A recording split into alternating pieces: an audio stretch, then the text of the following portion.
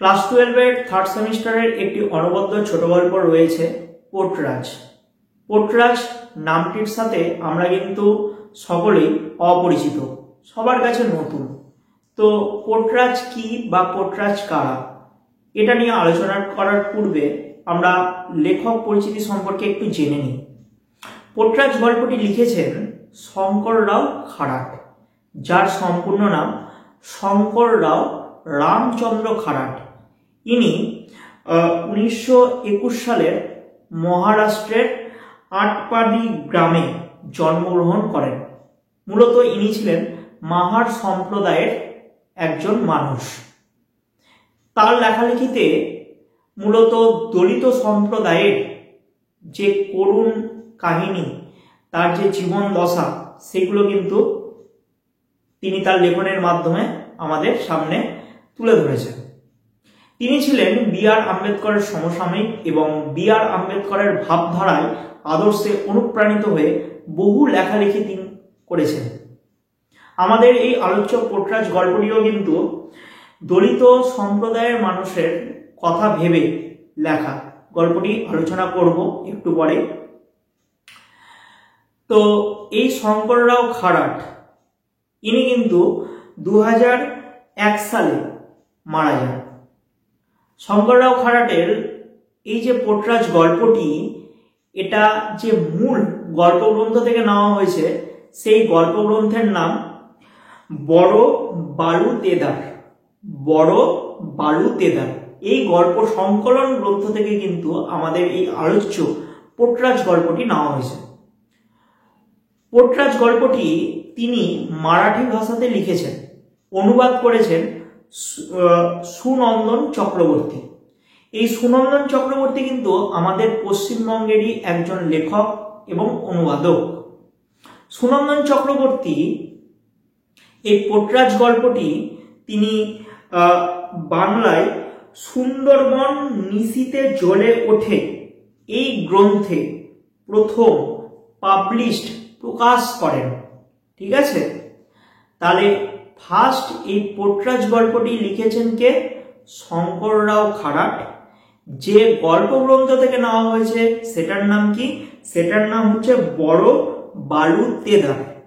এই গল্পগ্রন্থে মারাঠি ভাষাতে লেখা হয়েছিল, মারাঠি ভাষা থেকে বাংলাতে অনুবাদ করে পোর্টরাজ নাম দিয়ে সুনন্দন চক্রবর্তী তিনি সুন্দরবন নিশীথে জ্বলে ওঠে এই গ্রন্থে প্রকাশ করেন।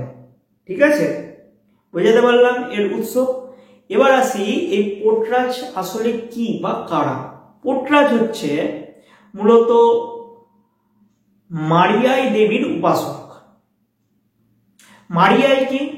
মারিয়াই দেবী কি? আসছি। এই পোর্টরাজ কি করে? আমাদের যেরকম শীতলা পূজার সময় বা চড়ক পূজার সময় বিভিন্ন বহুরূপী সেজে নৃত্য পরিবেশন করে বিভিন্ন জায়গাতে, তারপর পাড়ায় পাড়ায় ঘুরে ভিক্ষাবৃত্তি করে, ঠিক তেমনি পোর্টরাজের কাজও হচ্ছে শুক্রবার এবং মঙ্গলবার গ্রামে গ্রামে ঘুরে ভিক্ষাবৃত্তি করা এবং গ্রামবাসীদের উপর যাতে দেবী মারিয়ায়ের কৃপা বর্ষিত হয় সেটার প্রার্থনা করা।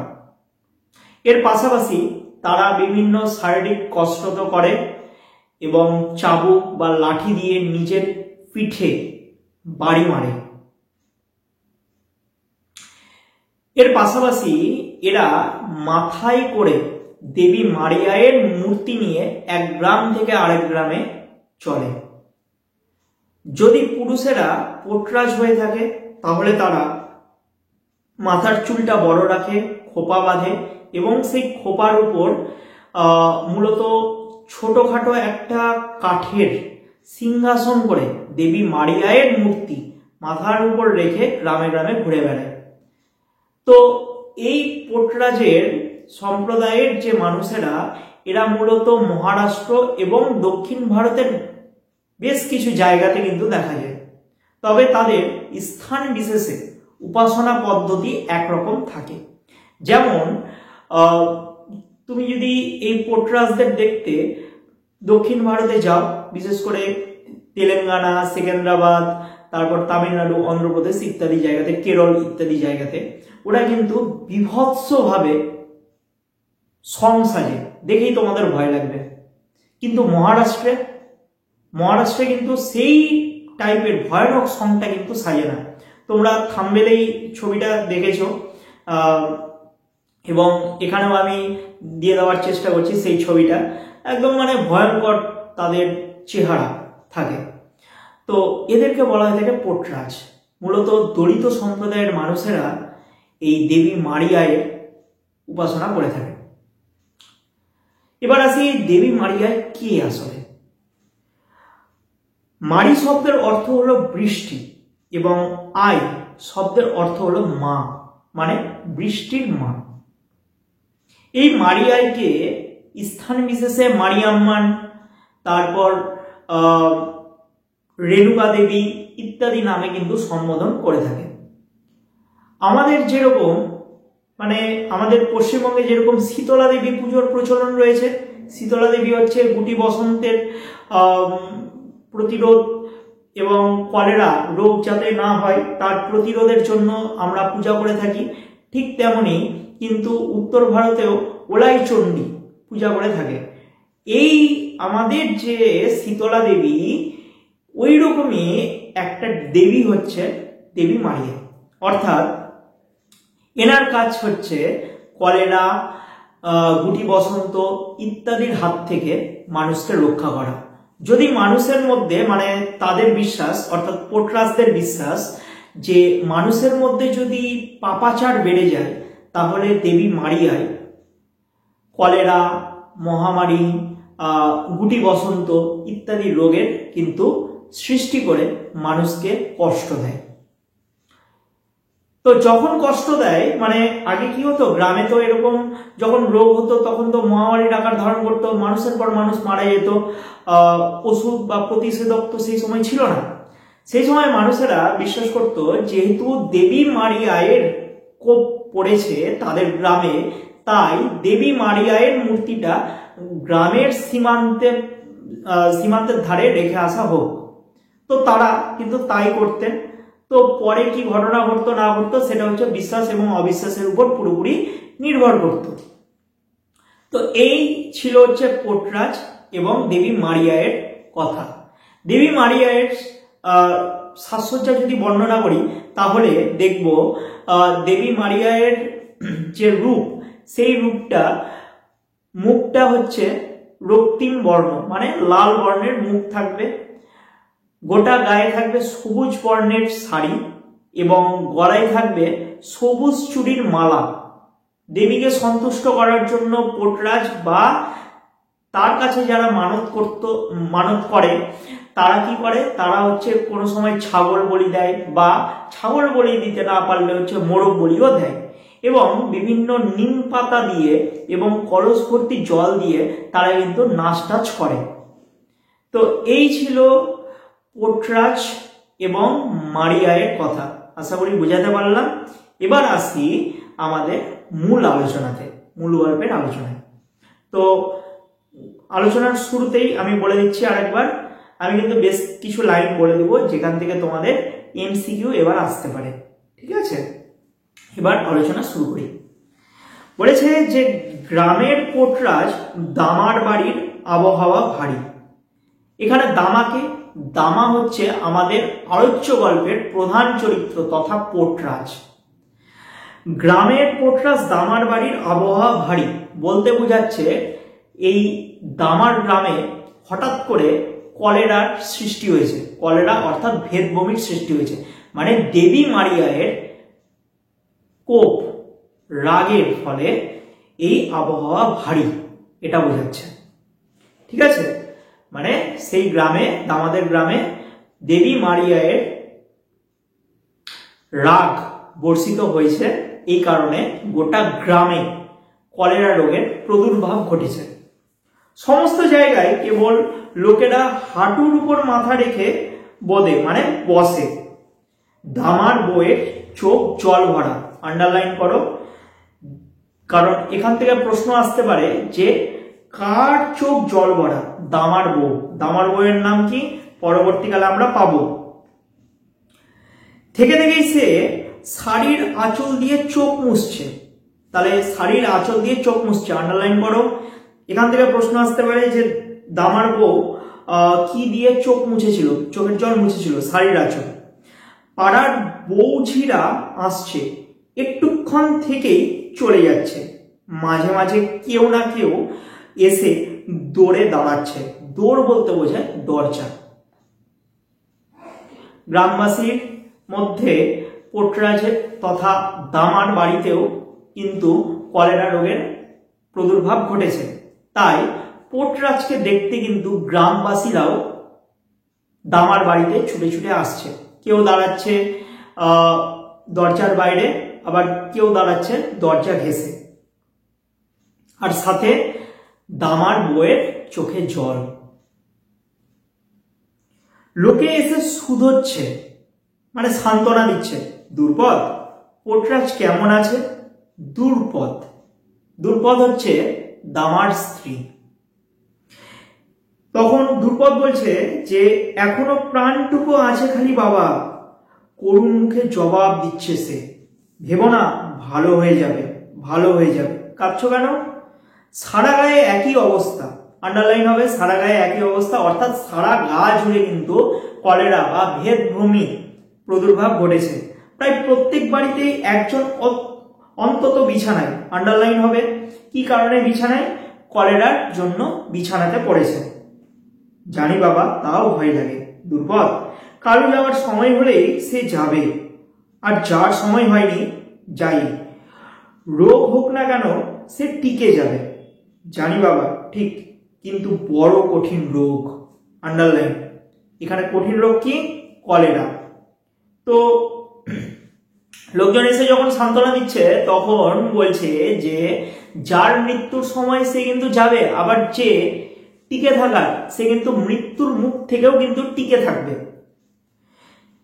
কেউ না বলছে এখন ঠাকুরের মুখের চাওয়ার সময়, হয়তো এবার মায়ের ঝটয়ে নিয়ে যাবেন।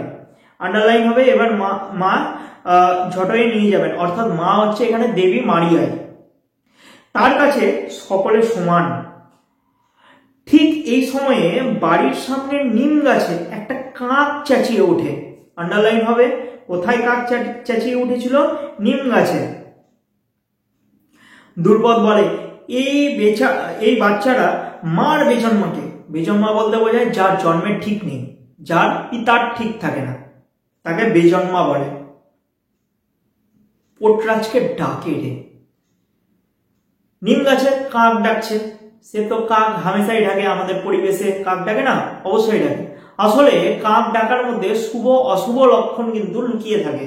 এখানে দুর্পদ মনে করেছে যেহেতু দামা কলেরা রোগে আক্রান্ত, তাই অমঙ্গল সূচক হিসেবে এই কাকটাকে কিন্তু দেখছে।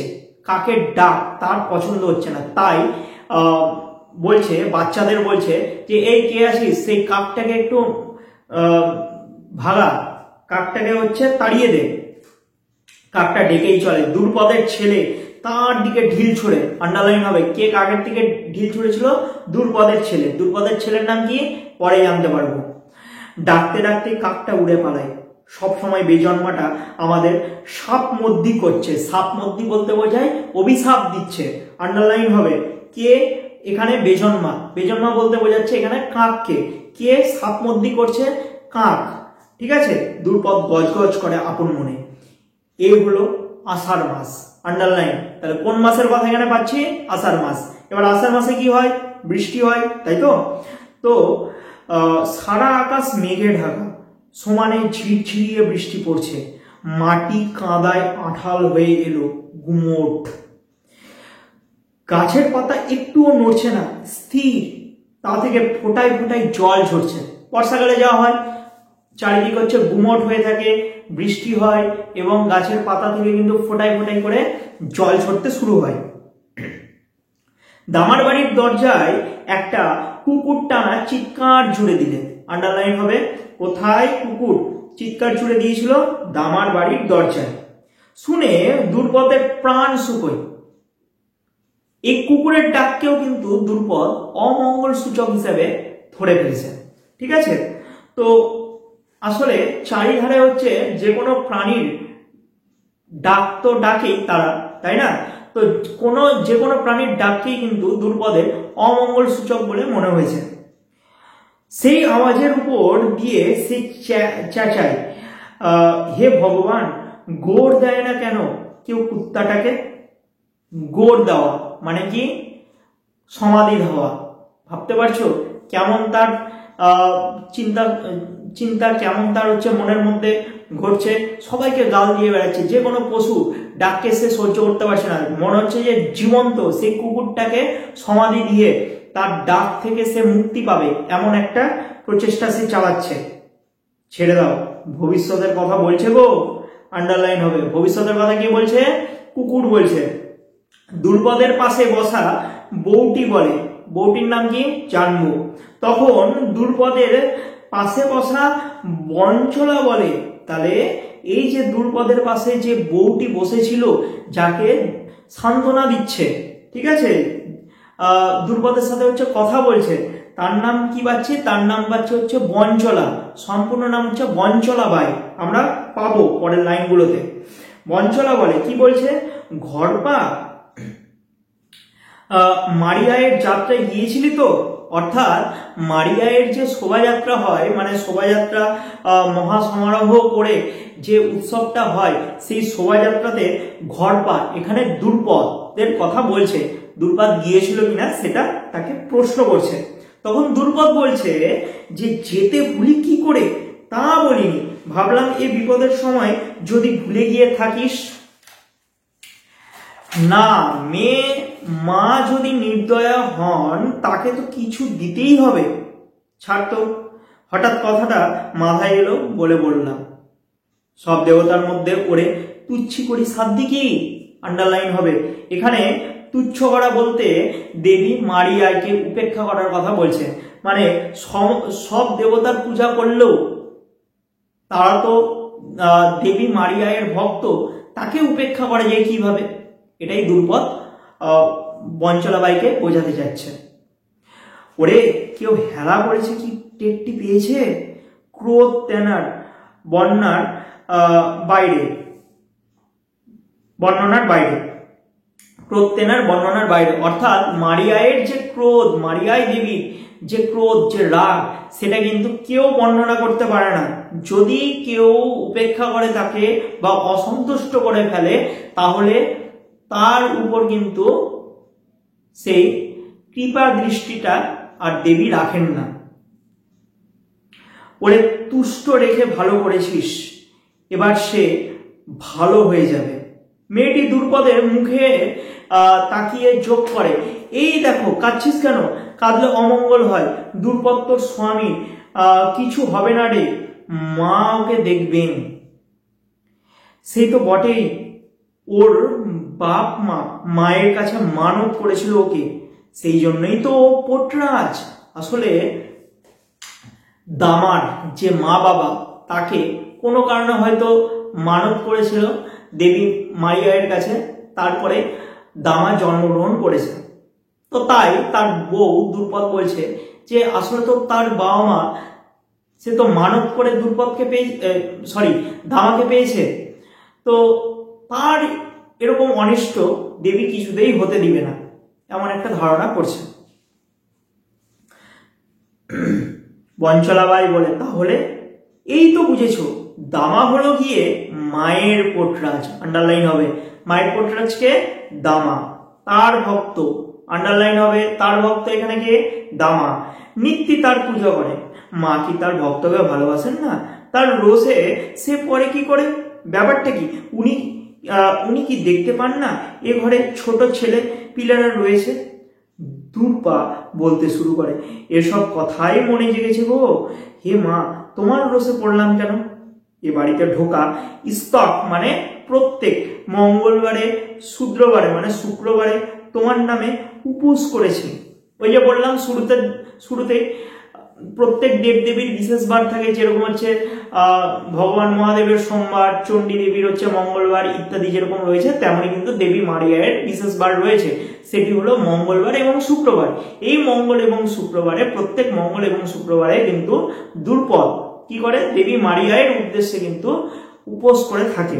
আন্ডারলাইন হবে কি কি বারে উপোস করে থাকে। হে মা, বছর বছর তোমার যাত্রা করি, তোমায় দুধে দয়ে চান করায়, আন্ডারলাইন হবে। সবুজ শাড়ি পরায়, এটাও আন্ডারলাইন হবে। কপালে হলুদ কুমকুম দিই, এটাও আন্ডারলাইন হবে। তাহলে এখান থেকে বুঝতে পারলাম যে দুর্পদ কিভাবে দেবী মারিয়ায়ের উপাসনা করে। দেবী মারিয়ায়ের উপাসনা কিভাবে করে, যে প্রত্যেক শুক্র এবং মঙ্গলবারের দিন দুধ এবং দই দিয়ে দেবী মারিয়াকে হচ্ছে স্নান করায়, তারপর সবুজ শাড়ি পরায়, এরপর কপালে হলুদ এবং কুমকুম, কুমকুম হচ্ছে একটা সিঁদুরের মতন লাল রঙের একটা জিনিস, যেটা পুজোর কাজে ব্যবহার করা হয়।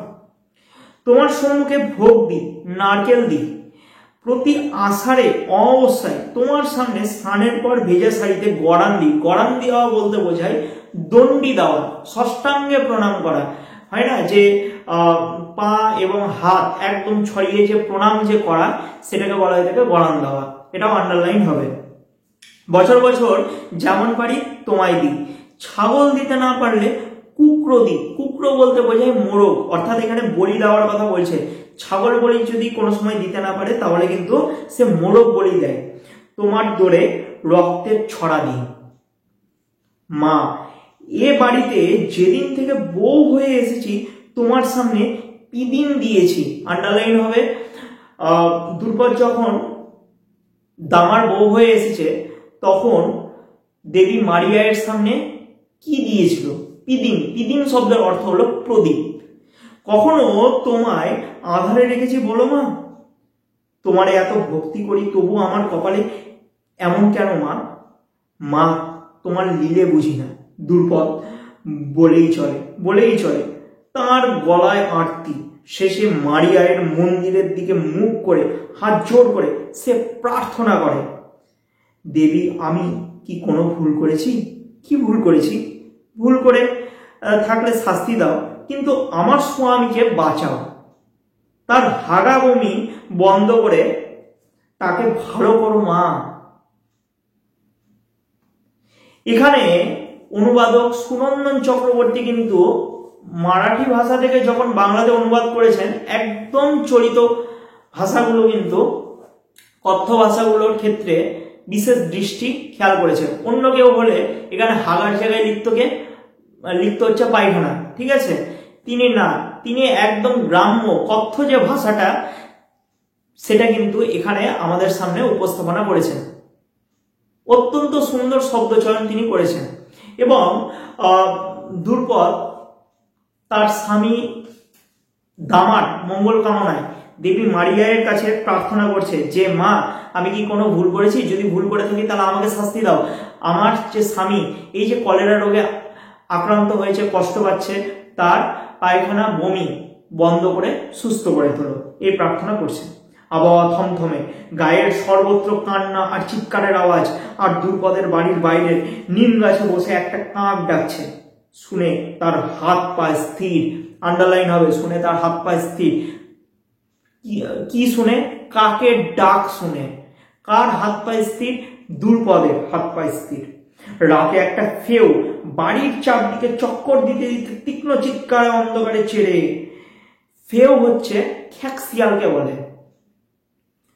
এটাও আন্ডারলাইন হবে, যে রাত্রেবেলা কার তীক্ষ্ণ চিৎকার শোনা গিয়েছিল, ফেউ।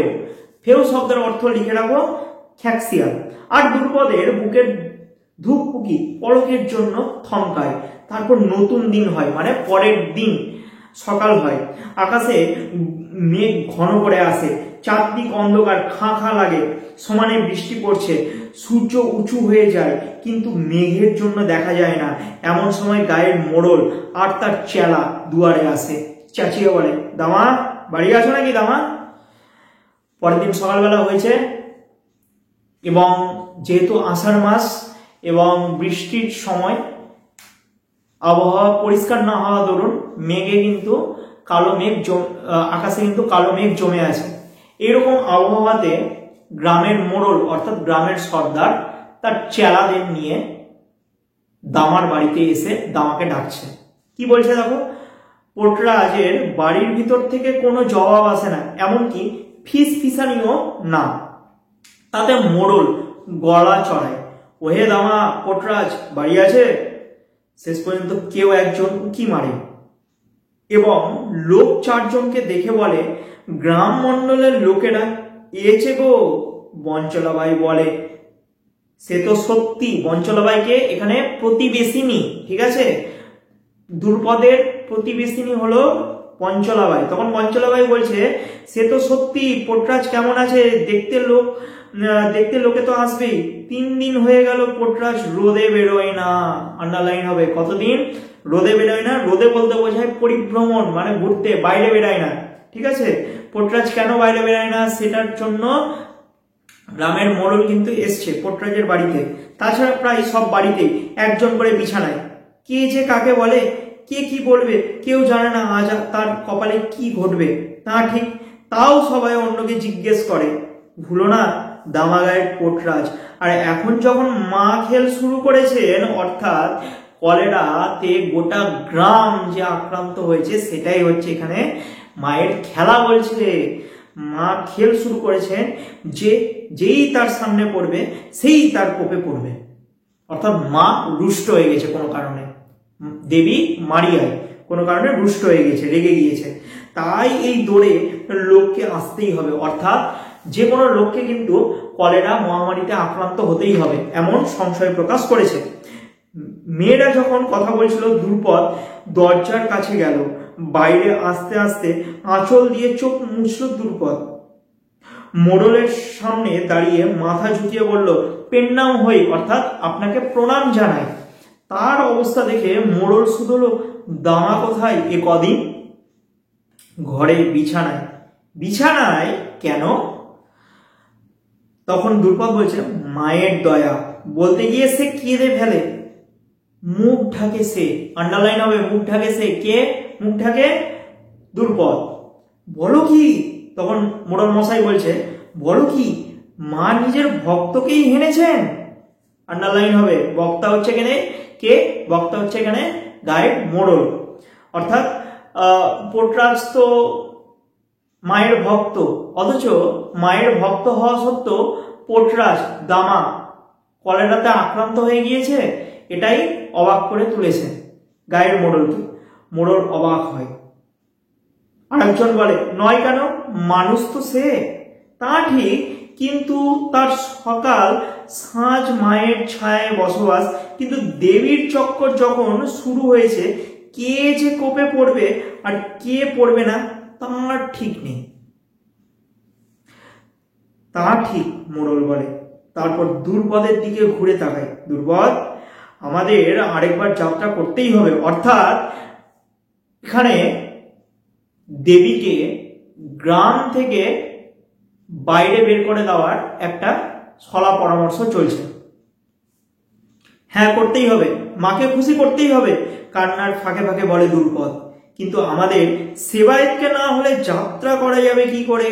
সেবায়েত হচ্ছে এখানে দামা। ওই যে বললাম যে দেবী মারিয়ায়ের যারা উপাসক তাদেরকে বলে পোর্টরাজ, এবং এই দেবীকে গ্রামে নিয়ে গিয়ে, মানে গ্রামের বিভিন্ন জায়গাতে শোভাযাত্রা করা বা গ্রামের সীমানায় নিয়ে যাওয়া, অর্থাৎ গ্রাম থেকে বাইরে বের করে দেওয়া ইত্যাদি বিভিন্ন কাজ কিন্তু সবাই করতে পারবে না, একমাত্র করতে পারবে পোর্টরাজ। তাই সেবায়েত পোর্টরাজ দামা যদি অসুস্থ হয়ে পড়ে থাকে, তাহলে এই যাত্রা কিভাবে হবে? চিন্তার বিষয়। ঠিক, কিন্তু মরদটা আমার পড়ে আছে যে, মরদ বলতে বোঝাচ্ছে এখানে স্বামী।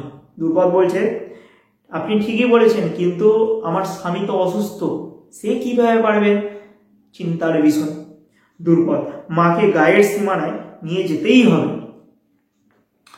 ঠিক না হলে মার চক্কর গায়ের উপর থেকে কাটবে না। অর্থাৎ মায়ের যে কোপ, মায়ের যে রাগ, কোনো কারণে যে মা দেবী মারিয়ায় যে অসন্তুষ্ট হয়ে গিয়েছে, সেটাতে কিন্তু সন্তুষ্ট হবে না যদি গায়ের সীমানায় দেবীকে না নিয়ে যাওয়া হয়। আরেকজন যোগ করে, তাই দেবীকে মিছিল করে গায়ের সীমানায় বাইরে রেখে আসতে হবে। তো জানি, কিন্তু পোর্টরাজ যে বিছানায় পড়ে আছে কি করে করবে? মোড়ল এ কথা বলতে দুর্পদ বললে, যদি শুধু পোর্টরাজ বিছানায় পড়ে থাকে, সারাগা যাত্রায় যাবে না কেন? তা কি করে হয়? সে হলো দেবীর পোর্টরাজ, তাকে ছাড়া যাত্রা হবে কি করে? সেই তো মেন, তাই না? পোর্টরাজই তো মেন। তা অবশ্য ঠিক, কিন্তু সে তো উঠতেই পারছে না, নড়তেই পারছে না। দুর্পদ এ কথা বলতে গাঁও বুড়োরা মানে গায়ের বৃদ্ধরা নিজেদের মধ্যে সলাই লাগলো, অর্থাৎ পরামর্শ করতে শুরু করলো। গায়ের যত বুড়ো রয়েছে তারা এক জায়গায় জড়ো হয়ে এই ব্যাপারে পরামর্শ শুরু করলো। যে হঠাৎ মোড়লের মাথায় একটা কথা খেললো, আরে তোর বড় ছেলে তো বাড়িতেই আছে না? তখন দুর্পদ বলছে যে ওই হাই স্কুলে পড়ছে এখন যে ছেলেটা, হ্যাঁ আছে, নবকথাই বলছি, ইয়া বাড়িতেই বসে আছে। তা আবার বাবার জায়গায় ও যদি যাত্রাটা করে তো ক্ষতি কি? তখন মোড়ল মশাই বলছে যে পোর্টরাজ তার দামা অর্থাৎ ছেলেটির বাবা তো অসুস্থ, সে তো নড়তেই পারছে না, সে তো এই যাত্রায় বেরোতে পারবে না, কিন্তু তার তো ছেলে রয়েছে, তার তো বংশধর রয়েছে, এবং বংশ পরম্পরায় যে কাজটা হওয়া উচিত সেই কাজটা তো বংশধররাই করবে, তাই না? তাই ছেলেকে কিন্তু দায়িত্ব দিতে বলছে এই পোর্টরাজ কাজটা করার জন্য, পোর্টরাজের কাজটা করার জন্য। তো পোর্টরাজ যদি নাও হয়, এখন ওকেই পোর্টরাজ বলে ধরতে হবে। ওর বাবা না থাকলে তোর বাড়িতে তো একজন পোর্টরাজ থাকতেই হবে। তা তো হবেই, কিন্তু শুধু বাকিতে কি পোর্টরাজ হয়? তার জন্য দরকার যাত্রা করা। তাছাড়া দেবীর কাছে কিছু একটা মানত করাও দরকার, অর্থাৎ পোর্টরাজ হওয়া কিন্তু চারটিখানি কথা নয়, এবং সহজে পোর্টরাজ হওয়া চলে না। পোর্টরাজ হতে গেলে কিন্তু দেবীর কাছে মা বাবাদের কিছু একটা মানত করতে হয় বা বিশেষ নিয়মকানুন কিন্তু পালন করতে হয়। তো এই নিয়মকানুনগুলো পালন করার পর কিন্তু পোর্টরাজ হিসাবে কিন্তু সে গণ্য হয়, ঠিক আছে? তো করুক না ও, কি এসে যায়? তাছাড়া গায়ের জন্য একজন পোর্টরাজ তো দরকারই।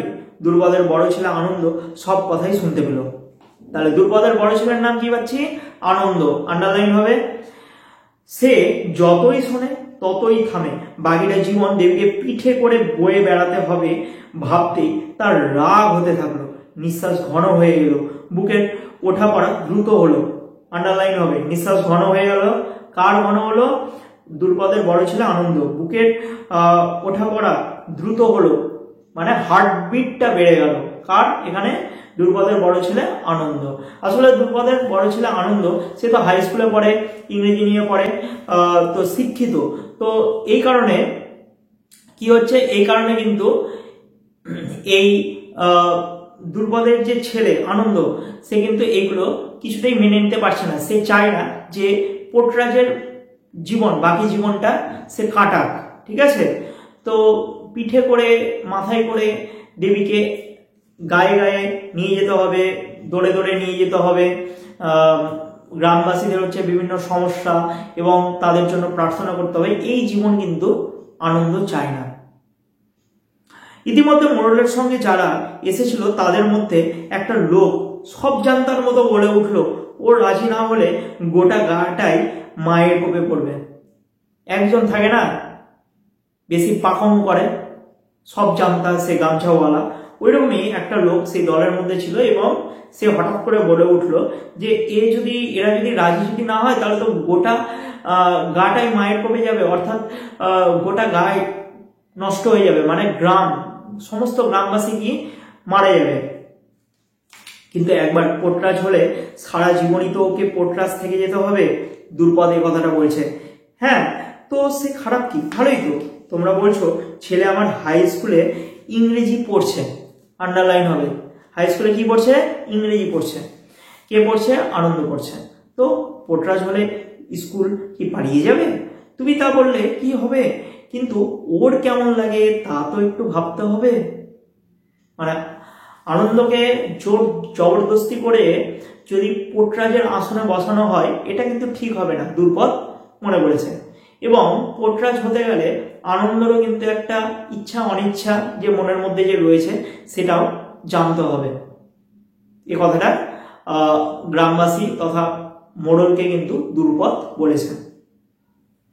বা কেবল ছেলের কথাই ভাবছিস, বাকি গাটার কি হবে? দুজনের কথাই ভাবতে হবে।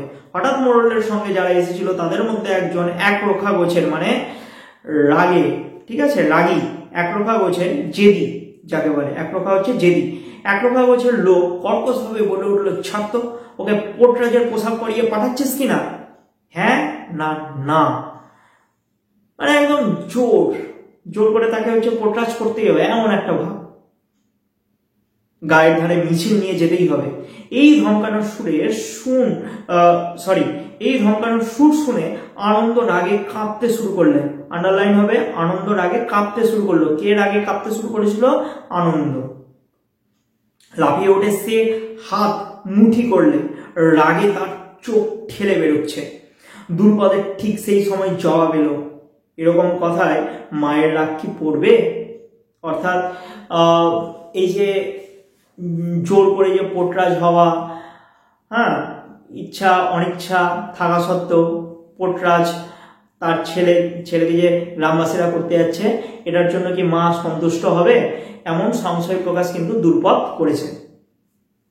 মোড়ল দুর্পদকে বলে, কথা ঘোরাস না, কাজের কথা বল, ভবিষ্যতের কথা বলে ভেবে বল, হ্যাঁ কি না। ভয় দেখিয়ে গ্রামমণ্ডলের লোকেরা ফিরে গেল। দুর্পদ বোঝে না কি করবে। ঘরে গিয়ে কপাল চাপড়ে মেঝেতে পড়ে সে। দামা শূন্য দৃষ্টিতে বউয়ের দিকে তাকিয়ে থাকে। দামার তো আকাশ ভেঙে পড়েছে, সে তো নড়তেও পারছে না, চড়তেও পারছে না। কিভাবে শোভাযাত্রা বের করবে, কিভাবে দেবী মারিয়াইকে গায়ের সীমানায় নিয়ে যাবে ইত্যাদি কথা কিন্তু চিন্তা করছে। তাই সে কোনো উপায় না পেয়ে দামা নিজের কপালটা চাপড়াচ্ছে, মাথায় বাড়ি মারছে, আর আকাশের দিকে কিন্তু তার বউয়ের দিকে কিন্তু চেয়ে রয়েছে। কি করবে বুঝতে পারছে না, সে তো নিরুপায়। আর আনন্দ দৌড়ে বাড়ি থেকে বেরিয়ে যায়। দুর্পদ ভাবে, ছেলেটা দৌড়ে গেল কেন? এরই মাঝখানে একটা ঘটনা ঘটছে। এখানেই হচ্ছে শুরু হচ্ছে আর একটা মোড় গল্পের। দুর্পদ এবং দামার এই যে মনোভাব, এটা আনন্দ বুঝতে পেরেছিল। তাকে কিছু একটা করতে হবে, না হলে গ্রামবাসীরা রক্ষা দিবে না, ঠিক আছে, শান্তি দিবে না তাদের পরিবারকে। তো এই অবস্থাতে হঠাৎ করে আনন্দ সবার চোখের সামনে দিয়ে দৌড়ে পালিয়ে গেল, কাউকে কিছু না জানিয়ে। কোথায় গেল না গেল কাউকে কিচ্ছু জানেনি। ভাবতে ভাবতে ওঠে সে, দরজায় যায়, দেখে সে মারিয়ায়ের থানের দিকে হন হনিয়ে যাচ্ছে। আন্ডারলাইন হবে, কে মারিয়ায়ের থানের দিকে যাচ্ছে? আনন্দ। বা আনন্দ হন হনিয়ে কোথায় যাচ্ছিল? মারিয়ায়ের থানের দিকে। চেঁচিয়ে ডাকে, আনন্দ আনন্দ। কিন্তু আনন্দ দ্রুত চলে যায়। আনন্দ একদম দৌড়াতে দৌড়াতে, হন হন করতে করতে তাড়াতাড়ি দ্রুত পায়ে এগোতে শুরু করে। সেদিন অনেক রাতে সে বাড়ি ফিরে আসে। অবশ্যই আনন্দ বাড়ি ফিরেছিল, কিন্তু তখন রাত হয়ে গিয়েছিল। আন্ডারলাইন হবে, কখন আনন্দ বাড়ি ফিরে এসেছিল? অনেক রাতে। তাকে দেখে মনে হয় কোনো একটা ঘোরের মধ্যে আছে। আন্ডারলাইন হবে, একটা ঘোরের মধ্যে আছে। কে? আনন্দ। মানে তার মাথার মধ্যে কিছু একটা চিন্তা ভাবনা ঘুরছিল সেই সময়। রাত্রি যায়, সকাল আসে, সূর্য উঠলে সে চুপচাপ কাছের নদীতে স্নান করতে যায়। আন্ডারলাইন হবে, সকালে সূর্য ওঠার পর আনন্দ কোথায় স্নান করতে গিয়েছিল? নদীতে। চান সেরে ধীরে ধীরে বাড়ি ফিরে বাবার পাশে এসে বসে। আন্ডারলাইন হবে, স্নান করার পর কার পাশে এসে বসেছিল? তার বাবার কাছে। বাড়িতে তখনও যারা আছে তাদের কথা শোনেছে, মন দিয়ে শোনে। শুনেছ, মা নিজের গায়ে ধারে গিয়ে বসে আছেন। ব্যাস, এখানে দেবী মারিয়ায়, এমন সময় দেবী মারিয়ায়ের কথা প্রসঙ্গে খবর আসছে যে হঠাৎ করে দেবী মারিয়ায় নিজে থেকে গায়ের সীমানায় চলে গিয়েছে। হা ভগবান, গেলেন কি করে? বলিস কি রে, গেলেন কি করে? দেবতা তো, আজ এখানে কাল ওখানে, বিশ্ব সংসার ওনার হাতে। আন্ডারলাইন হবে, বিশ্ব সংসার ওনার হাতে। যা হয় বিশ্বাস, দেবতা বা দেবীরা এক জায়গাতে স্থির থাকেন না, গোটা বিশ্ব সংসারে তাদের দৃষ্টি ছড়িয়ে রয়েছে, তারা যেখানে খুশি সেখানে যান। তাই মারিয়াই তো দেবতা, তাই না, দেবী। তিনি তার ইচ্ছা অনুসারে গ্রামবাসীদের কথা ভেবেই হয়তোবা গ্রামের সীমানায় চলে গিয়েছে, এটাই গ্রামবাসীরা বিশ্বাস করেছে। ঠিক কথা, দেবীর লীলা, দেবীর লীলা আন্ডারলাইন হবে। কোন দেবী? দেবী মারিয়াই। পেট্টই যায় না, মানে বিশ্বাস এটা আমি করতে পারছি না। দুর্পদ দামা বলছে, যা বলিস বল। দেখে মনে হলো মা খুশিতেই বসে। নতুন একটা সবুজ শাড়ি পরেছেন, আন্ডারলাইন হবে এগুলো। গলায় অনেকগুলো সবুজ বালা দিয়ে একটা নতুন হার।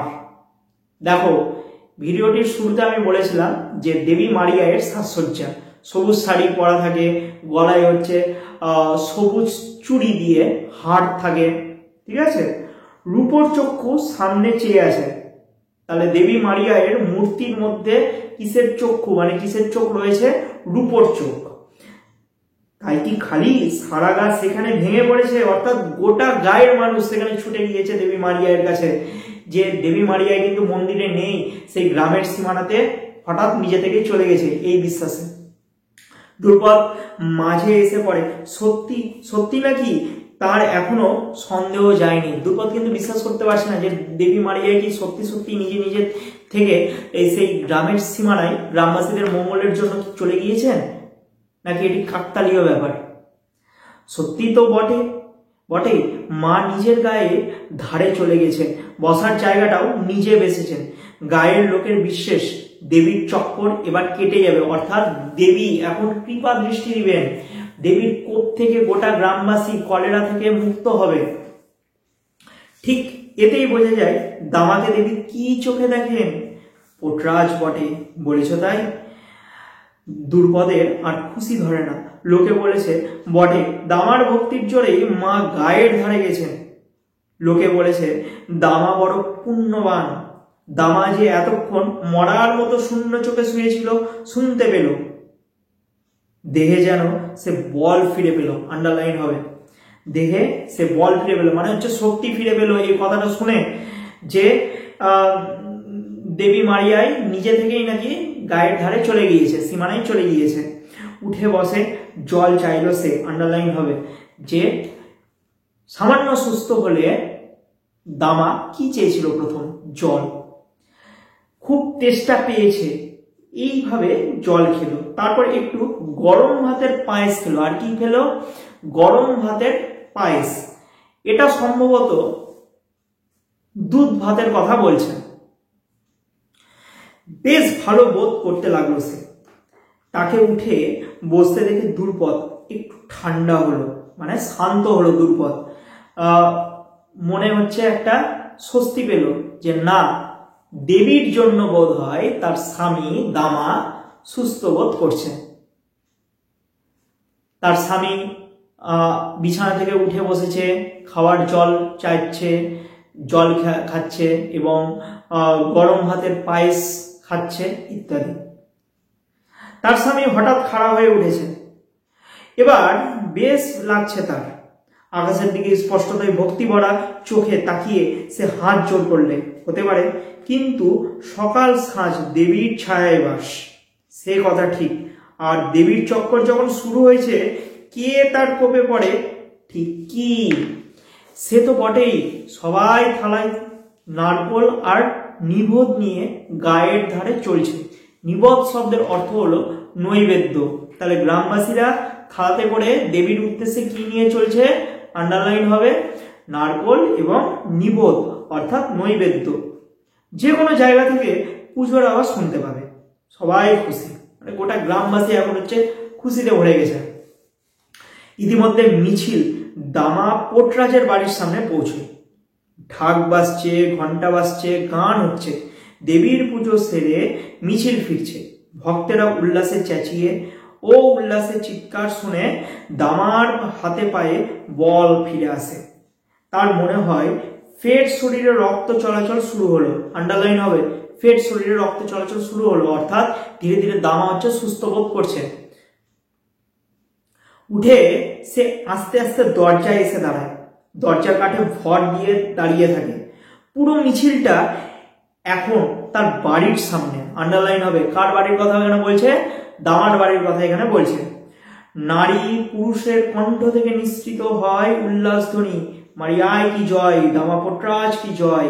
এটা ব্র্যাকেট করে রাখবে, কারণ এখান থেকে বিভিন্ন অপশন দিয়ে প্রশ্ন আসতে পারে যে উল্লাস ধ্বনিটা কি ছিল, মুখস্থ করে রাখবে লাইনটা।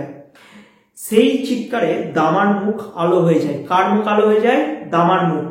তারপর মিছিল থেকে একজন এগিয়ে এসে তাঁর গলায় হলুদ ফুলের মালা পরিয়ে দেয়। আন্ডারলাইন হবে। আসলে এই যে মিছিল এবং গ্রামবাসীদের যে উল্লাস, সেটা দেখে আনন্দ পেয়েছিল দামা, এবং এর কারণে দামার গোটা মুখ প্রাণোচ্ছল অর্থাৎ আনন্দে ভরে ওঠে, আলো হয়ে যায়। এবং এই খুশিতে গ্রামবাসীরা কি করে, সেই মিছিল থেকে কেউ এসে তার গলাতে হলুদ ফুলের মালা পরিয়ে দেয়, আর আবার সকলে তার নামে জয়ধ্বনি দেয়, দামা পোট্রাজ কি জয়। আনন্দ অর্থাৎ দামার ছেলে দরজায় এসে দাঁড়িয়েছিল। অন্যমনস্কভাবে সে মিছিলটাকে লক্ষ্য করে। আন্ডারলাইন হবে, কে অন্যমনস্কভাবে মিছিলটাকে লক্ষ্য করেছিল? দামা। তার মুখ শক্ত হয়ে যায়। আন্ডারলাইন হবে।